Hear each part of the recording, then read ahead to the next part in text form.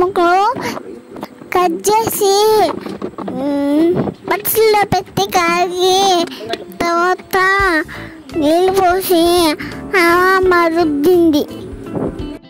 మా ఊరిలో అయితే మా గ్రామంలో అయితే మాకే ఇళ్ళ దగ్గర వాళ్ళకి మామిడికాయ చెట్లు ఉంటాయి. ఆ చెట్ల దగ్గరికి వెళ్ళి మేము మామిడికాయలు కాస్ట్ ఎంత అయితే అంత తీసుకుని కాయలు కోసుకొస్తాము. చెట్టు నుంచి ఫ్రెష్ కాయ తీసుకొచ్చుకుని ఆవకాయ అయినా సరే మాగాయ అయినా సరే ఏ చట్నీ అయినా మేము ప్రిపేర్ చేస్తాము.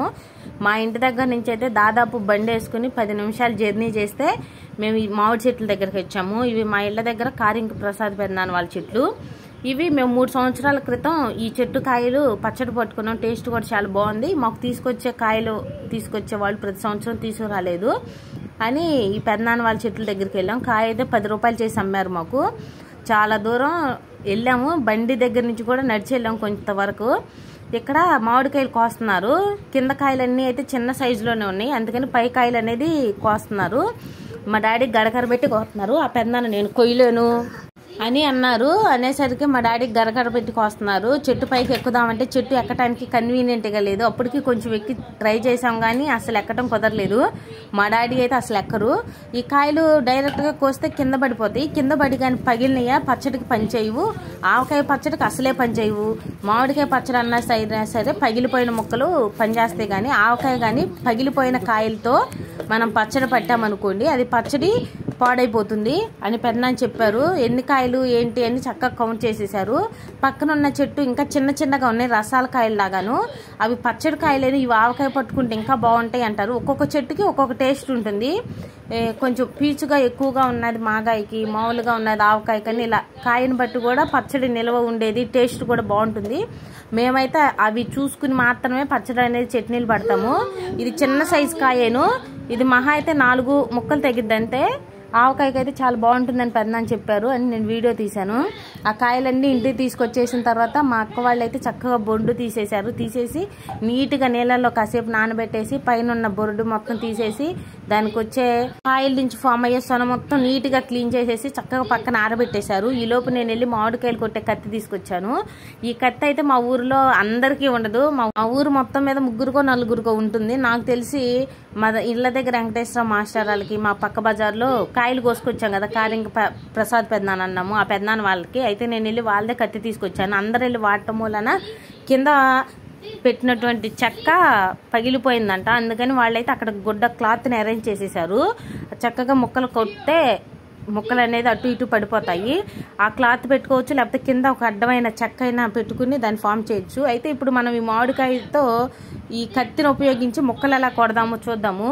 ఈ కత్తి అసలు చాలా డేంజరు. పైకి లేపి కానీ వదిలేసామా పడిపోయిద్ది. నేను ఇక్కడ మామిడికాయ కట్ చేసిన ప్రాసెస్ అయితే కరెక్ట్ ప్రాసెస్ కాదు. కాయల్ని అడ్డం పెట్టాను. అడ్డం పెట్టకుండా నిలువుగా పెట్టి మాత్రమే కట్ చేయాలి. అప్పుడే చాలా ఈజీగా ఉంటుంది. ఎందుకంటే మామిడికాయ లోపల టెంక్ ఉంటుంది కదా, టెంక్ కట్టేసేస్తుంది. టెంక నలగదు. కత్తికి ప్రాపర్ వేలో కానీ కట్ చేయకపోతే చాలా కష్టంగా ఉంటుంది. ఈ కత్తి పైకి లేపాము వదిలేసామా చెయ్యి మీద పడితే చెయ్యి కూడా కట్ అయిపోతాయి. అలాంటి సిచ్యువేషన్స్ కూడా చాలా జరిగినాయి.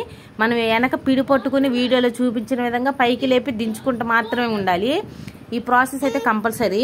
డూంగ్రేగోడు గౌన్ వేసుకొచ్చాడు. గౌన్ వేసుకునేది అమ్మాయివా? ఇక్కడ చూపించు, ముక్కలు చూపిస్తున్నావా? ఈ విధంగా చక్కగా ముక్కలు ఇలా కట్ చేసుకోవాలి. ఒక్కొక్క కాయ కొడతాం కష్టము అని అనుకోవద్దు. ఇదే ప్రాసెస్. అడ్డంగాని పెట్టామా కాయ కట్ అవ్వదు. నేను ఇక్కడ మీకు చూడండి చూపించడం కోసం కాయని నిలువుగా పెడుతున్నాను. అంటే టెంక నిలువుగా ఉంటుంది. ఆ ఫామ్లో రొటేషన్లో మాత్రమే మామిడికాయని తిప్పుకుని కట్ చేయాలి. అడ్డంగాని తిప్పి కట్ చేసామా అసలు నలగదు. అంటే నిలువుగా ఉన్నప్పుడు సన్న పీసెస్గా 3 ముక్కలు కట్ చేశాను కదా, అప్పుడు మాత్రమే కాయని నిలువుగా పెట్టి కట్ చేస్తున్నాను ముక్కలు. అలా నిలువుగా పెట్టి మాత్రమే కాయ అనేది ముక్కలుగా కట్ అవుతుంది. అయిన తర్వాత ఇలా చిన్న పీసెస్గా మనకి ఏ సైజు కావాలో ఆ సైజు కట్ చేసుకుంటే సరిపోతుంది.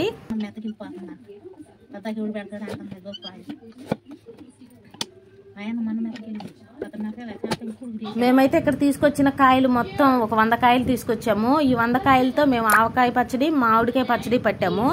ఆవకాయకి కొద్దిగా చిన్న ముక్కలు కట్ చేసుకున్నా సరిపోతుంది. అదే మామిడికాయకి అనుకోండి మనం పచ్చడికి ఊరేస్తాం కదా ఉప్పేసి, అప్పుడు ఇంకా చిన్న ముక్కలు అయిపోతాయి. కాబట్టి ఆవకాయకి మాగాయకి వేరువేరుగా అయినా ముక్కలు నరుక్కోవచ్చు. ముక్కలు అనేది నరికిన తర్వాత అసలు ప్రాసెస్ ఇప్పుడే స్టార్ట్ అవుతుంది.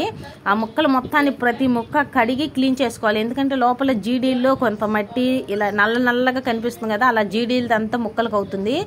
ప్రతి ముక్కని సపరేట్ చేసేసుకోవాలి. ప్రతి ముక్కని నీట్గా తుడుచుకోవాలి. జీడీ కొన్ని రెక్కి ఏదన్నా ఉన్నా తీసేసుకోవాలి. ఈలోపు మనం వెంటనే ఆవకాయ పచ్చడి కలుపుకుంటాం కదా, అందుకోసం అక్క అయితే చిన్నులపై తొక్కులు తీసి చక్కగా క్లీన్ చేసేసారు. మనం ఏదైతే ముక్కలు కట్ చేసుకున్నామో ఆ ముక్కలన్నిటిని మేము మానికల లెక్క పడతాము. ఇప్పుడు కేజీ లెక్క ఏమి పట్టము, ఇది మానికల లెక్కనే పడతాము.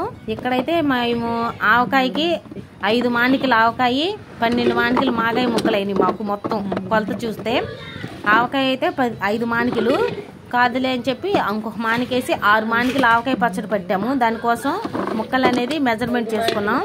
అదేవిధంగా మామిడికాయ కోసం 11 మానికల మామిడికాయ పచ్చడి కోసం ఉప్పేసి ఊరేయటం కోసం మెజర్మెంట్ చేసుకున్నాము.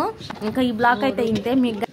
మీకు కానీ మా వీడియోస్ నచ్చినట్టయితే కంపల్సరీ లైక్ చేసి మా ఛానల్ని సపోర్ట్ చేయండి, సబ్స్క్రైబ్ చేసుకోండి. Bye bye.